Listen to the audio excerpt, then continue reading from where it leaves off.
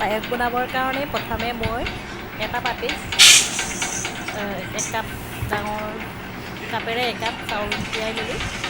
অলপ দেৰি চাউলখিনি কোমলিবৰ কাৰণে থৈ দিলোঁ। তাৰ কাৰণে মই প্ৰথমে লৈছোঁ এইখিনি কাজু বাদাম ভালদৰে ধুই কোমলাই লৈছোঁ। তাৰপৰা এইখিনি লৈছোঁ খিচমিচ, তাৰপৰা এইকেইটা লৈছোঁ ইলাচি অলপ থেতেলি লৈছোঁ মই, আৰু এইকেইটা তেজপাত লৈছোঁ। তাৰপৰা এয়া চেনি লৈছোঁ অলপমান, আৰু এয়া আমুল তাজা গাখীৰ লৈছোঁ 1 লিটাৰ হ'ব। বেছিকৈ নবনাওঁ, মই অকণমানহে বনাম কাৰণে 1 লিটাৰ জোখৰ লৈছোঁ। এতিয়া মই এটা পাত্ৰত গাখীৰখিনি দি দিছোঁ। পাত্ৰটো গৰম হ'ব উতলিবলৈ গাখীৰখিনি ভালদৰে উতলাই ল'ব লাগিব।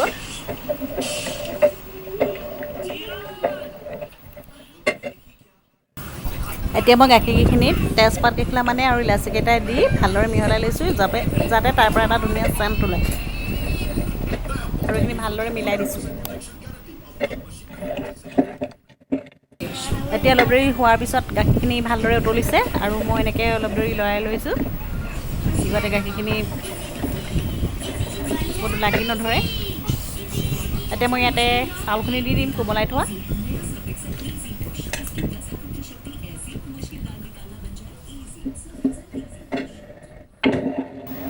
আৰু এইখিনি এনেদৰে অলপ দেৰি লৰাই দিছোঁ।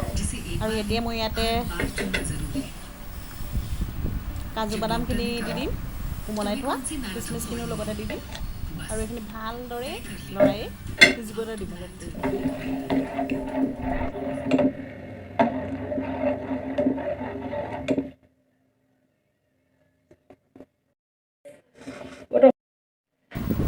এতিয়া লাহে লাহে উতলিছে অলপ দেৰি। মই 5 মিনিট 10 মিনিটৰ মূৰে মূৰে এনেদৰে মাজে মাজে লৰাই থাকিম যাতে পায়খিনি লাগি নধৰে।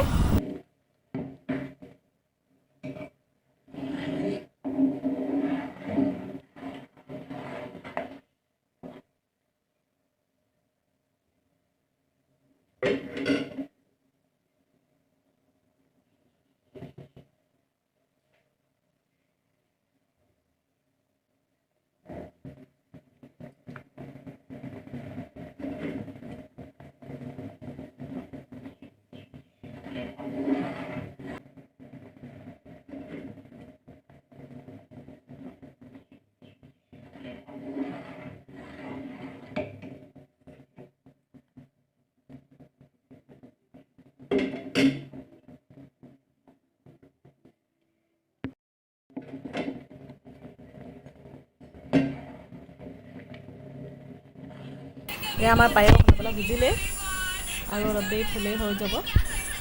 ইয়াত মই চেনিখিনি এড কৰি দিলোঁ, আপোনালোকক দেখুৱাবলৈ নহ'ল। আপোনালোকে গুড়ো দিব পাৰে ইচ্ছা অনুসৰি।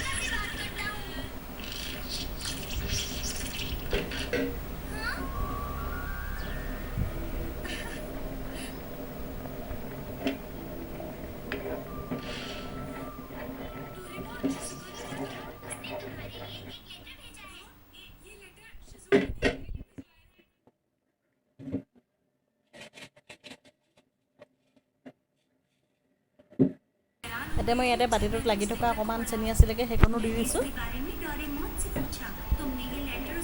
যাতে মিঠাটো জোখত হয়।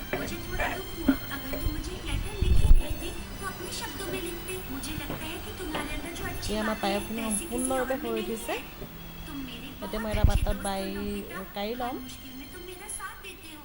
এয়া আমাৰ পায়স ৰেডি।